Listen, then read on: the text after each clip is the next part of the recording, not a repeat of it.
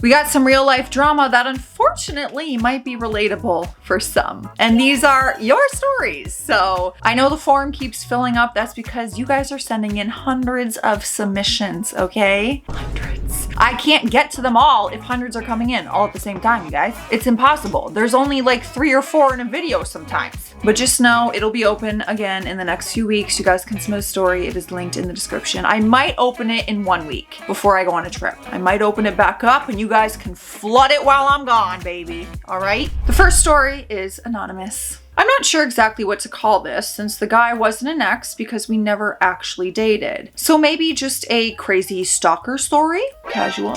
Anyways, this was from 3 years ago when I had just gotten out of college and lived on my own for the first time. I had managed to find a little apartment on the upper story of this adorable older couple's house. They had it all renovated so you could go up a set of stairs on the outside to get to the side door or access it from the apartment downstairs. I had gotten a job working at a local botanical gardens maintaining the butterfly.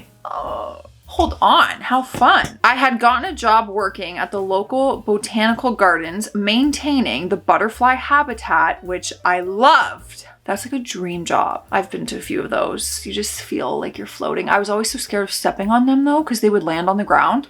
I'd be a murderer. One day I was helping one of my coworkers plant a new bed of milkweed when this guy about our age approached us. My coworker was also female and we kind of exchanged one of those looks as this guy just stood about 5 feet away and stared. It was the summer and a lot of people had just walked by and stopped to see what we were doing, so we didn't think much of it at first until about 10 minutes had gone by and this guy was still standing there behind us. My coworker, who's much braver than I, turned and asked, "Do you need something?" in a very annoyed tone. See, that would be me. I would be the friend. I'd be like, "Can I help you?" Oh, for sure. This just reminded me of when we were younger, I was with my Nana and someone was like staring.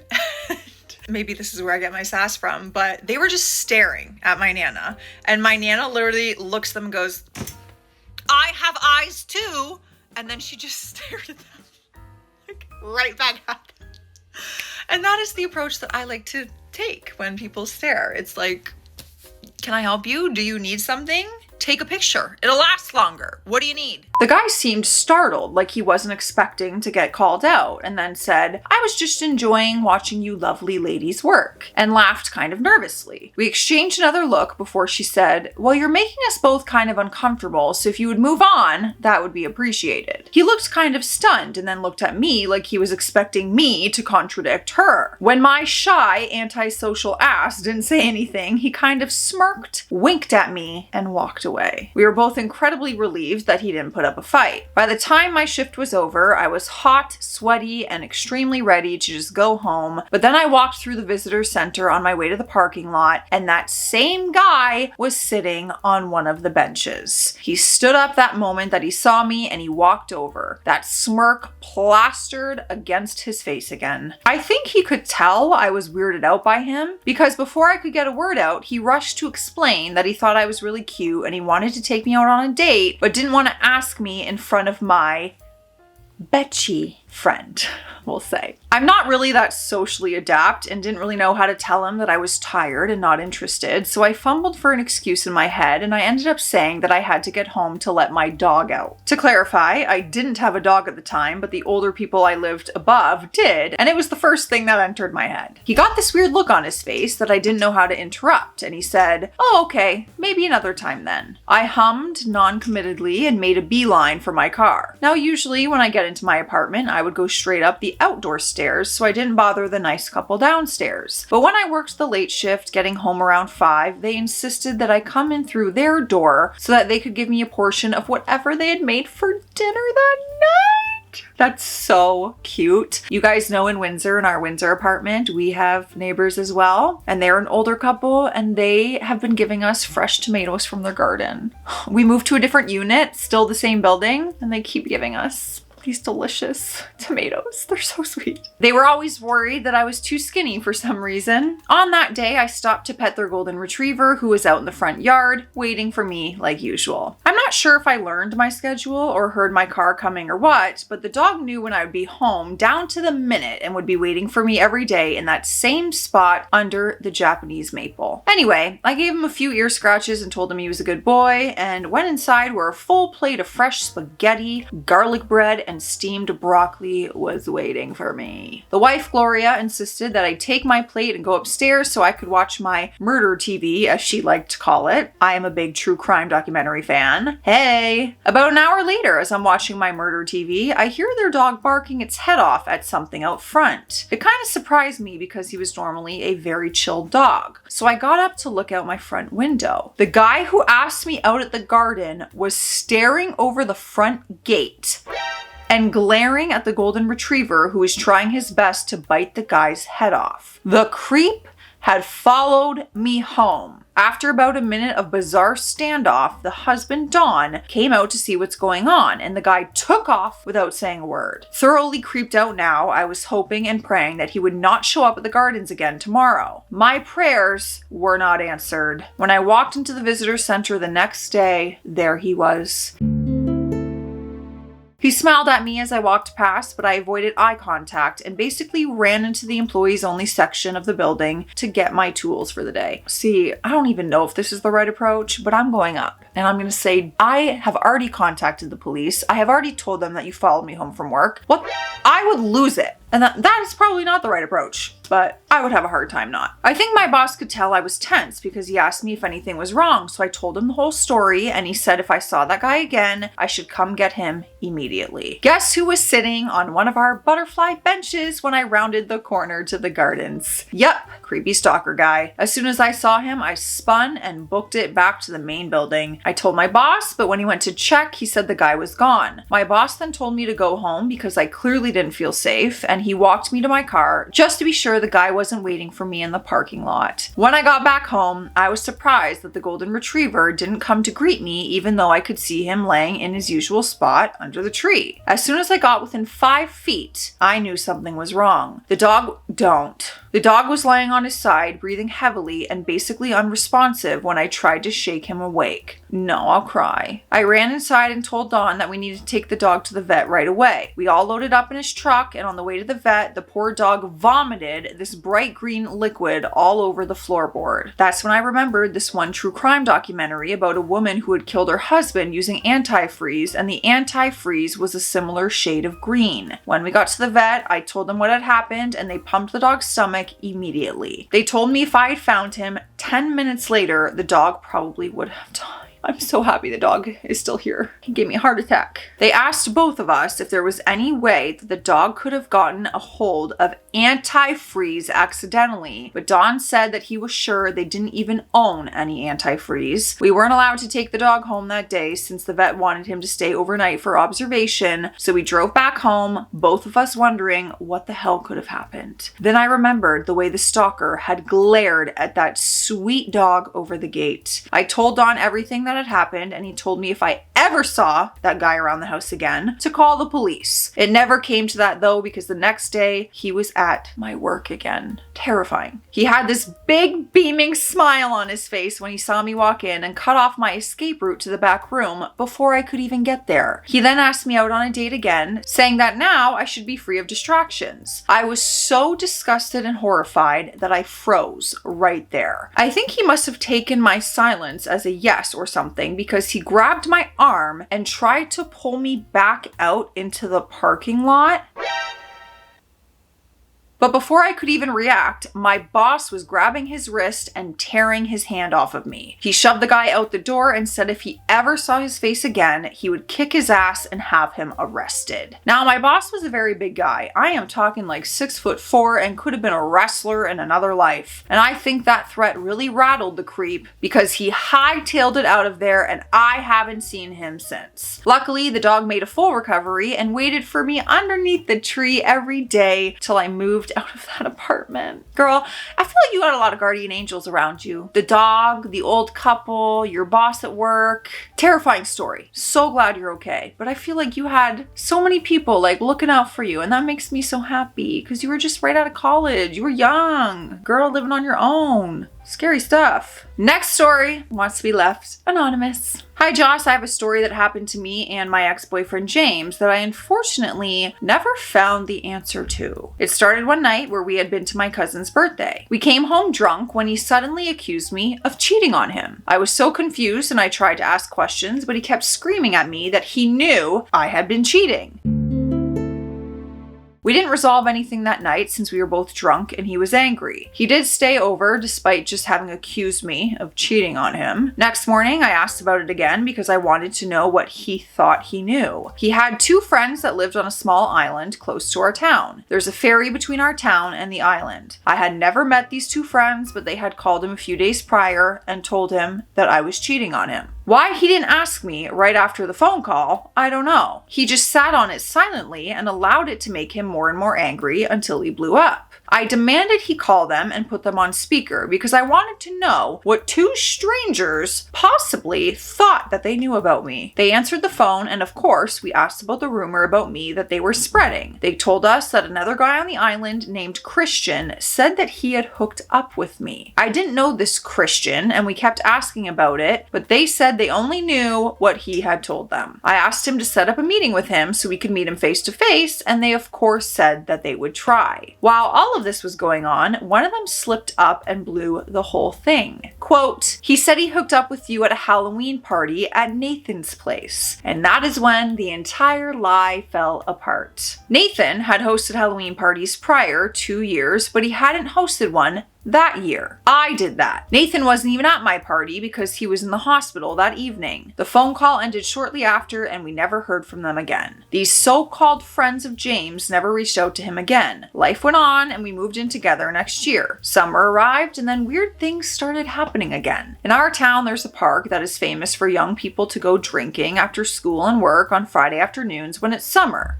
We only get 3 months of summer and warmth up here in cold Scandinavia, so naturally, people want to be outside during summertime. We went there often too, but James went there more without me. He came home one day and told me he had gotten a phone call from an anonymous number. A girl was on the other end who didn't give her name. She just kept giggling and asked if he remembered her and that they had met at the park. Eventually, she hung up when he obviously didn't have any memory of meeting a girl there. A few weeks later, he got another anonymous phone call. This time, I was beside him. Once again, it was a girl asking if he remembered her. She started a whole story about how they met in the park that prior Friday. She said that he was drunk and they had hooked up. When he informed her he wasn't in the park that Friday, but home with me, she hung up without saying anything else. Are you guys getting pranked? We didn't get any phone calls after that, but I've always felt this strange Christian guy and the anonymous woman on the phone came from the same people, that someone was trying to break us up for some reason. We never learned who was behind it or why. It's been almost 20 years since it all happened. When I tell people about this, I usually joke about how I hope this Christian guy was hot since I apparently hooked up with him. I am not with James anymore. Oh, I've been with my lovely husband for 18 years and luckily we don't have any crazy stories to tell. We're just 2 homebodies living a quiet life together, which sounds lovely. Yeah, you were definitely getting pranked. Like they just wanted to break you up and I don't know why. But let me tell you, I would be investigating. It would be my full-time job, let me tell you. Perfect time since I'm clearly tired. We're gonna hydrate and you should too. Cheers. Next story is coming from Michaela. I, 27 female, started going to therapy shortly after my daughter was born due to severe PPD. This was basically my first experience with therapy, so I generally didn't know what to expect. Going into it, I was hesitant and pretty closed off, but over time I began to warm up and come around. I should probably mention that my therapist was female in her upper 20s. Not sure it's too relevant in the situation, but it may help put things into perspective. Anyway, I started going to sessions once a week, and then it turned into 2, maybe even 3 times a week. My therapist had a number she gave to her clients to use if we ever needed her between sessions, and at first, it was only ever used when having to reschedule or rearrange appointment times. But eventually, we started texting here and there between sessions. Sometimes about needing support, and other times it was just casual conversation. As time passed, our sessions became more casual and texts became more frequent. Before I knew it, we were texting back back and forth constantly throughout the day, every day. And she was usually calling me on her drive home every evening just to talk. She lived about an hour and a half away from her office. And I was in her office at a minimum of 3 times a week. Is that allowed? I feel like that's not allowed.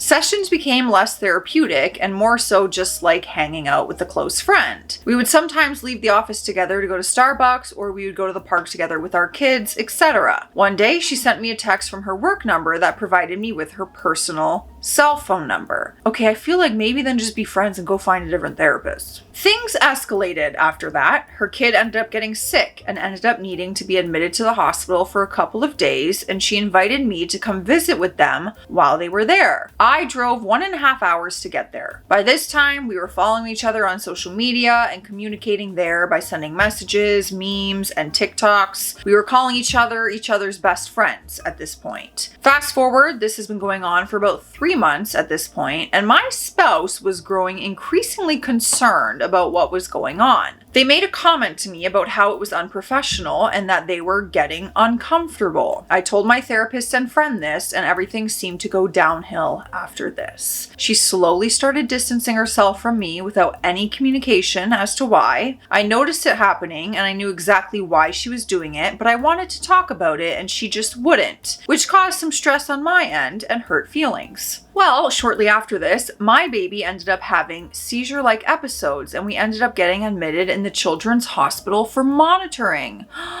I told her about this and she told me to let her know what our room number was once we got settled so she could come visit. She wanted to be there for my daughter and me. So the next day I sent her the room number and I asked her if she was still planning on coming because I could really use a friend, as it was a really tough situation for me seeing my daughter back in the hospital. She spent 21 days in the NICU when she was born, and I was still struggling with PPD. I'm so sorry. I want to hug every mom out there. She ended up giving me a couple of really flat reasons and excuses as to why she couldn't and wouldn't come see us. But I knew this was just more of her pulling away. So I was honest and I told her how I felt and how I was hurt by this. And long story short, she blocked my number and blocked me on social without as much of the courtesy of a conversation goodbye. I was devastated. This shook me to the core and broke all of my trust. Made me feel dumb and like trash that was easy to throw away. She started as my therapist, so she knew everything about me. I was vulnerable with her and she broke my trust, which in turn broke me. It's been a little over a year and I still hurt deeply. I've reached out through emails asking for closure and she surprisingly emailed me back but told me, and I quote, "I know you're looking for closure, but I can't offer you that. I'm dealing with my own stuff right now." And then proceeded to tell me that she forgave me for everything. And that was the end of communication, but I am still struggling. Edit. I wanted to share more of my experience with an abusive therapist, especially as I continue to process how deeply it affected me and my life. I'm a lesbian, and going into therapy, I was in a stable, loving marriage with my wife.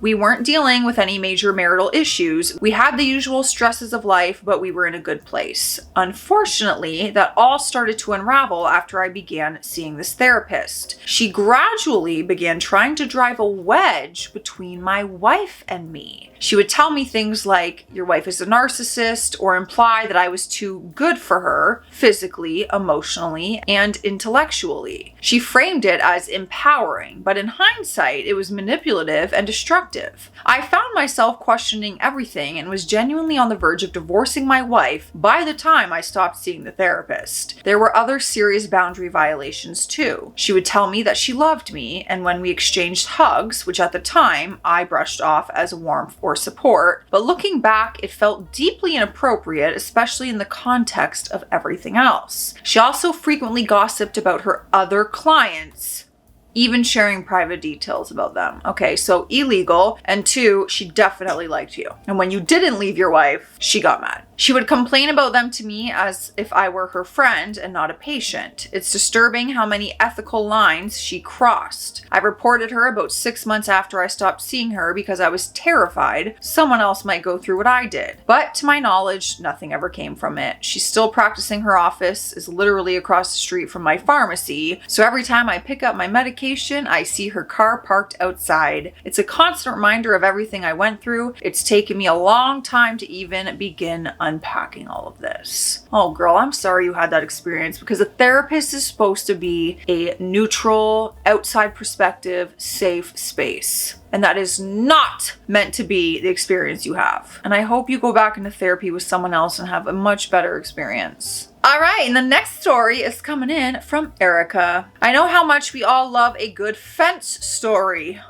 Girl, do we ever? Oh my God. I never thought I'd officially share this story till one day on YouTube when Joss replied to my comment that she was waiting for someone to name a character in their post, Joss. I replied, challenge accepted. And then I realized I would not wish half of the characters in my life on Joss. Thanks. Then I remembered the story about a really fun friend of mine. Let's call her, let me think. Oh, yes, let's call her Joss. Oh my God. Okay, guys. So, PSA, this story is not about me, but we're going to be saying Joss today. Not everyone can start doing this now, though. Okay? Or else I'm going to have to change the names because it's going to be trippy. First, some background. We live in a smallish city in the Midwest of under 10,000. Think tree-lined streets, unlocked doors, and neighbors you can trust around your kids. It's small enough that the majority of kids in the city proper walk or get a ride to school. Buses only run in the country. You can run most errands about town in under an hour and can never go without seeing a couple people that you know. My friend Joss lived with her husband. We're going to call him, that's right, Matt. Shut up. This is so funny. I gotta tell Matt. He's gonna be so pumped. So my friend Joss lived with her husband Matt on the town's main street. Matt and Joss were in their 30s and had 3 primary school age kiddos at the time. Terrifying. Being an older Midwest town, there is no parking in front of the houses on some of the oldest streets. You usually enter the alley to park, and most people have their garages back behind their home. Things work fairly well, unless you, like my friend Joss, end up next to a very disgruntled Karen. I don't know much more exact details, but my folks did tell me that when they lived on the same block before retiring out of state, they had some run-ins with the same neighbors. It was more along the lines of kids running around, wreaking havoc, and a parent who insisted it wasn't their kids, and how dare you try to say that it was. My folks have never been known to mince words, so I can only imagine. On to the story. Oh, I thought that was the story. This was probably nearly 10 years ago. Joss began telling us she was having a battle with her neighbors. Joss lived on the corner lot, and as such, her parking was behind her house, but could also be entered from the side of her lot. Because of this, she was able to back her travel trailer onto the parking pad behind her house that ran parallel with the alleyway. Alleys in our town are owned by the house owners, but are to be left clear as a utility easement. A home backing up to the alley owns halfway into the alley, with the house on the other side owning the other half. Makes sense. Alleys have to be kept clear because of the utility easement. They are basically a single lane gravel road between the houses. It does make it nice in some areas where garbage pickup is done on the alleys to keep streets looking nice. Anyway, Joss was using hers properly, and her vehicles and RV were on her property, clear of the street and alley. For some reason though, the trailer made their neighbor, let's call her Gladys, infuriated. We to this day have no idea why. All I can tell you is what happened. So first, Gladys yelled to Matt that they couldn't park their trailer there because it was an invasion of her privacy. The trailer had a rear window. Gladys was convinced that Joss and her family were hanging out in the trailer, peering through the window and into her backyard, despite having a 6-foot privacy fence. Joss stated that she never went into the trailer except to pack for frequent weekend excursions with Matt and the kiddos, or to clean up after those trips. When she did, an angry Gladys came into her backyard yelling and screaming about the perverts next door. Joss got to where she would try to park her trailer temporarily in the side street to unload it before they backed it into the parking place. This was a problem because it was 1, too long to be left there, and 2, guess who got mad about it?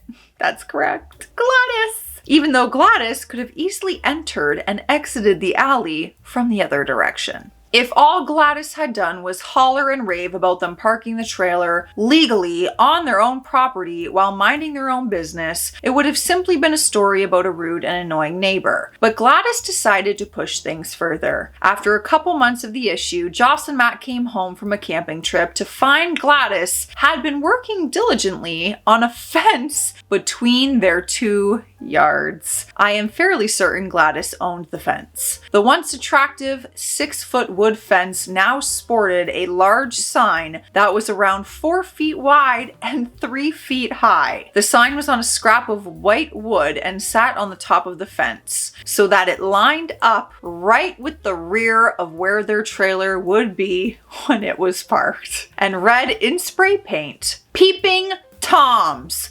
Wow. Something smaller about minding your own business was scrawled along the bottom, which is ironic. According to Joss, Matt had just about enough of Gladys's childish antics over an empty parked trailer. Rather than enjoying her admittedly lovely yard, which Matt and Joss's family spent zero time peering into, she continually worked herself into a lather over a parked trailer. They began making plans to move out of the city and into the countryside, which they did, but in the meantime, Matt hung a very large rebel flag on the front porch solely to annoy Gladys, which it did. Matt and Joss have lived out in the country on a small farm for several years now. Good for us! Their nearest neighbors, who I hear are quite lovely, are around a mile away and even make efforts to check on them after particularly bad weather.